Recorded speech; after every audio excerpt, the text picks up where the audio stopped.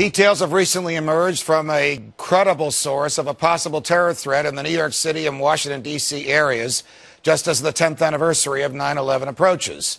To address such threats, the United States government has a long history of taking away your civil liberties and claiming somehow that will make you safer. But have we given up too many of our rights? Supporters of GOP presidential hopeful Ron Paul have formed a super PAC to tap into that sentiment. Take a listen to a portion of their new ad. As our forefathers before us pledged their lives and fortunes, so shall we. Bring the troops home. We're into the fourth year now of this recession. We can get out of this trouble by sending only people to Washington who will obey the Constitution. Who will follow the Constitution. Here to discuss our radio host Mike Church and economic historian Tom Woods. I understand that this is a promo for the ad, for the Super PAC, for ads that will come. That's right. RevolutionPAC.com is where we're premiering some really kick-you-know-what ads for Ron. How is it that the government has been able to sell us, Tom, on the idea that by restricting human liberty, it can somehow keep us safer? Well, one thing they've tried to do is assure us that, don't worry, any infringements on your civil liberties, these are just going to be imposed on the bad guys. It's never going to happen to you. So it's okay that since 2008, the FBI, as most people don't realize, now has the power to start an investigation of you, to follow you around, to watch you 24 hours a day. Even if you've been accused of nothing, they don't even suspect you of anything. They can just start following you around. And what actually happens is that these powers wind up being used against people who are politically unpopular. We fought the revolution against a British government in large measure because Parliament authorized British soldiers to write their own search warrants.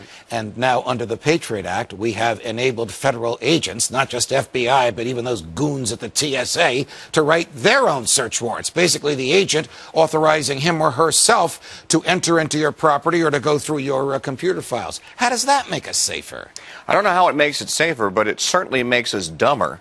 Because we put up with this. If you think back to 1798, this thing called the Alien and Sedition Acts, right. It took 6 months for Thomas Jefferson and James Madison to say, we don't like this. Let's call the Virginia Assembly. Let's call the Kentucky Assembly. Let's do this thing called nullification. Try to wipe it off the books. You're the world's expert on nullification. So 6 months after the Alien and Sedition Act, which allowed the government to prosecute people whose words put certain government officials into disrepute, like making fun of the president's waistline, for which a congressman from Vermont was notoriously prosecuted. 6 months, and 2 states had nullified it. Has any state nullified the Patriot Act, or are people afraid to tinker with this thing? I think in part it's because they don't see the seriousness of the problem. Because so far we now have discovered that antiwar.com, which has a lot of conservatives and libertarians on it who are upset about foreign policy, has been investigated for perhaps being influenced by a foreign power. Like, you have to be influenced by a foreign power to disagree with this foreign policy. Greenpeace and People for the Ethical Treatment of Animals have been harassed. And so we think, well, we don't like those groups, so who cares? But think about the way we've seen governments define what constitutes a domestic terrorist, right? They define it in a way that sounds like a regular American.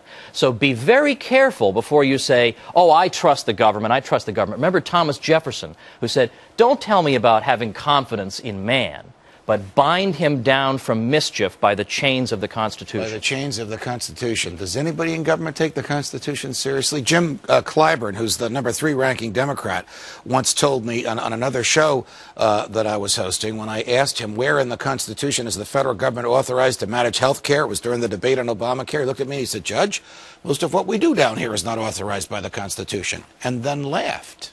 I think it's funny that during a presidential debate for the Republican Party, Congressman Ron Paul will say, we need to legalize the Constitution. Just imagine this concept here. Legalize the Constitution. Oh, you mean when you take an oath, you actually mean what you say and you saying what you mean. So the Constitution, as we used to know, or as it used to limit the federal government, and that's the purpose of having a written document, is to say this is what you may do, not what you can do. When Congressman Paul the other night said we need to legalize the Constitution, and apparently during a break in the debate, he was approached by the governor of his home state, also on the stage with him, Governor Rick Perry. I want to show the photograph of the week, which shows Ron Paul and Rick Perry sort of doing what? Take a look at this and tell me what you think is happening here.